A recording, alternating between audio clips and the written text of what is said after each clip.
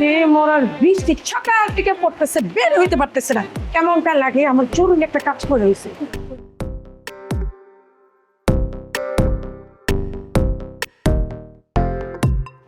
কিরে তুই এ বৃষ্টি দিয়ে ভেজা ভেজা এখানে? আমি তো মাত্র বের হচ্ছি, তুই এখন দেখ আমি তো তোকে সময় দিতে পারবো না, এমনি লেট হয়ে গেছে। আর আমি তো তোর কাছে আসি নাই, আমার কাছে না তাহলে? আমি তো আসি জুলির কাছে, ওর সাথে আমার একটু দরকার আছে। মানে বুঝছিস, জুলির কাছে?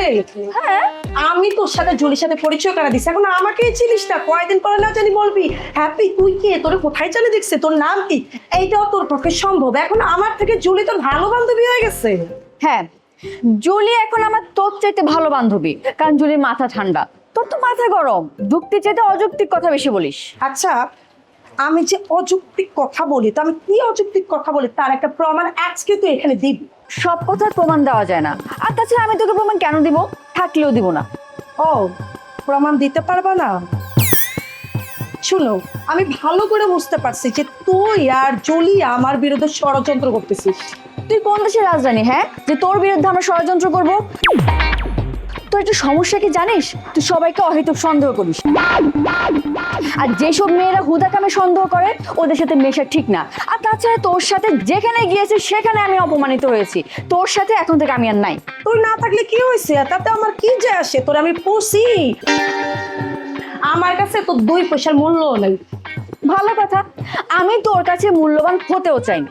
শোন, তোর প্রাণ প্রিয় বান্ধবী আমার বিরাট বড় সর্বনাশ করছে। আমার হওয়া চাকরি ওর জন্য হয় না, ও অফিসে যে আমার নামে যাতা বদনাম করছে, যার কারণে আমি আমার চাকরিটা পাই নাই। তুই একটা কাজ করিস, তুই তোর বান্ধবীরে এই সুখবরটা দিয়ে আসবি।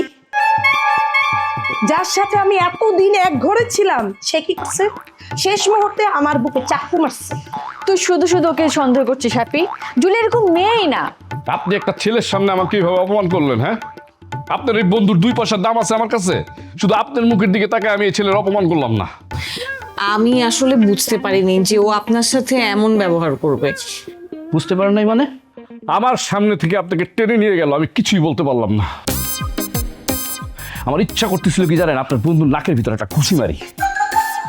পরে দেখলাম আপনিও সুরসুর করে ওর সাথে চলে যাচ্ছেন। আমি ইচ্ছে করে চলে গিয়েছি এটা আপনি কিভাবে বললেন? আপনি বাধা সৃষ্টি করতেন? কই, আপনি তো কিছুই করলেন না। আমিও তো আপনার ব্যবহারে খুব অবাক হয়েছি। অবাক হওয়ার কিছু নাই, আপনার যে ছেলের সাথে প্রেম এটা আমি বুঝতে পারছি। এর জন্যই আমি কোনো পদক্ষেপ নেই নাই, নাহলে আমার গার্লফ্রেন্ডের হাতে স্পর্শ আমি একদম ওই ছেলের হাতটা কেটে ফেলতাম। যাই হোক, শোনেন, ছেলেটাকে যেহেতু ভালোবাসেন বুঝছেন, বিয়েটা করে ফেলেন। বিয়ে নিয়ে আর নাটক টাটক করেন না প্লিজ। নাটক করছি মানে কি? হ্যাঁ, এক সময় আমার ওকে ভালো লাগতো, কিন্তু এখন লাগে না। আমাকে কি ওকে জোর করে বিয়ে করতে হবে? ভালো লাগে না সেই কথা তো আপনি বলতে পারবেন না, কারণ আপনি ভালো মন্দের মাঝামাঝি আছেন। আপনার এক মন চায় বিয়ে করতে, আর এক মন চায় বিয়ে না করতে। তাই তো আপনি ওই ছেলের সাথে কোনো জোরালোভাবে প্রতিবাদ করতে পারেন না, আমি তো খেয়াল করছি। তাহলে এখন আমি কি করব বলেন তো? মানে ও কি আমাকে সত্যি সত্যি ভালোবাসে, নাকি ভালোবাসা শুধু অভিনয় করছে? সেই ছেলে আপনাকে অতিরিক্ত ভালোবাসে, আর অতিরিক্ত ভালোবাসা ভালো না। মানে সেই ছেলে আমাকে, আপনি মারপ্যাচ দিয়ে কথা বলতেছেন কেন? মানে সেই ছেলে আমাকে অতিরিক্ত ভালোবাসে, কিন্তু সেই ভালোবাসা আবার আমার জন্য ভালো না। আপনি আসলে কি বোঝাতে চাইছেন আমি বুঝতে পারছি না। যে ভালোবাসা অতিরিক্ত হয় সেই ভালোবাসা দীর্ঘস্থায়ী হয় না। আর বিয়ের আগের ভালোবাসা যেটা খুব মধুর লাগে, আর বিয়ের পরে সেই ভালোবাসাটা একদম করল্লার মতো তিতা লাগে। এবার বুঝতে পারছেন?